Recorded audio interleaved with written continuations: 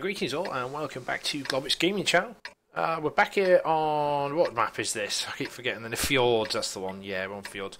And we're with Polkadot 9000 in his Chaffee. The Chaffee. How cute does that tank look? That is probably one of the cutest little things. It's about as cute as a big hunky metal machine can actually be. It's even got little ears on the side, little machine gun turrets. Scouting. It's one of those parts of the game that is integral to it, but also it's one of those things that gets shied away from because it takes a lot of skill, in my opinion, to be a scout.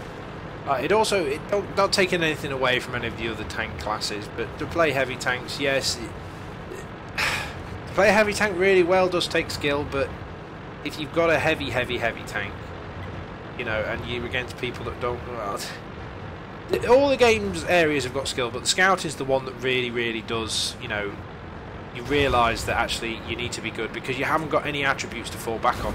Probably the only thing you've got in a scout is manoeuvrability. The trick is with being a scout is not to get seen and not to get taken on and killed in the early stage, which a lot of scouts tend to do.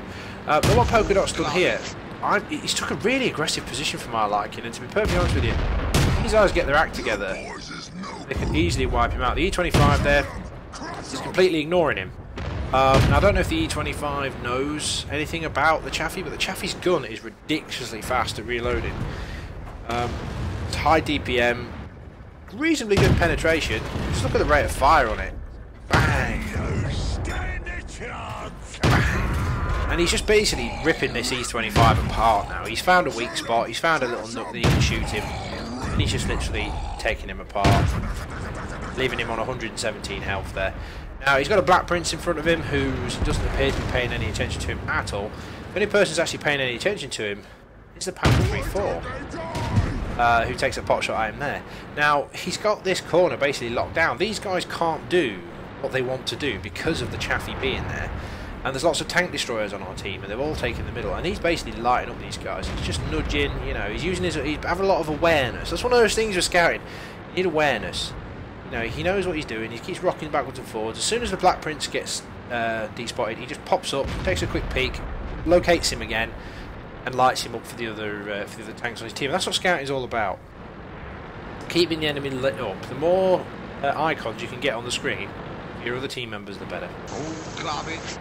He's getting spotted. Now, the enemy know he's here, but the Black Prince is in a bit of a tough spot here, because if the Black Prince reverses or turns round to come and face the Chaffee, the tank destroyer is just going to move into position. It's like a bit of a chess game. And the Panther 3-4, for some reason, leaves him to it and drives off. I don't know why.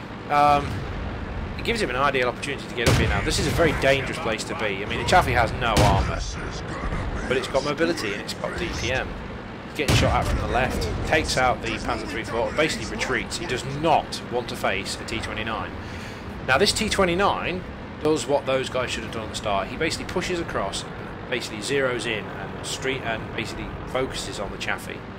But the Polkadot realises he thinks, shit, I can't kill that guy on my own. He probably could, but he's going to take a lot of damage in the process, so he doesn't want to entertain it yet. The T-29 is definitely coming. Let him know we're still there. He points his gun, and then he gets the hell out of there. And knowing when to run away is also a good thing with scouting.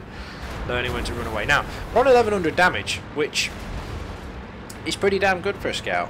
You know, if you could do, I usually gauge, I want to be trying to be doing double my tank's health worth in damage. I class it as a good game if I do double my tank's health worth in damage. And he's easily done that already. And definitely when you can take about KV1Ss.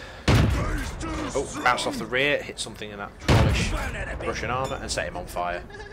Automatic fire extinguisher maybe? Not sure. Booyah. Takes out a KV1S. Awesome job. KV1, can we deal with him? Of course we can. Take the tracking shot. This is another tip to getting really good scores in games, guys. Take the enemy tank's tracks off and penetrate them at the same time, because if you can do this, if anybody else shoots at them at the same time, you get the portion of the experience from their damage as well as your own. Now, he didn't get the kill on that, but the A44 basically ninja'd the kill, but never mind. We're up to 2,000 health, so 2,000 damage done, sorry.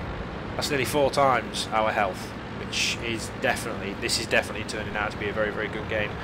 All we've got is a Sperra meal, looks like a KV-1S. Yep, KV-1S. Now, just pause it there.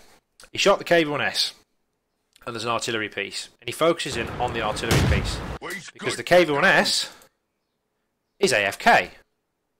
He's AFK, right? As far as I'm concerned, I would consider that guy AFK. Watch this. That is a bot. That, ladies and gentlemen, is a bot in KV-1S, and I'll tell you why. Right, as a driver of a tank, if you're getting circled by a Chaffee, you need to use your hull traverse as well as your turret traverse.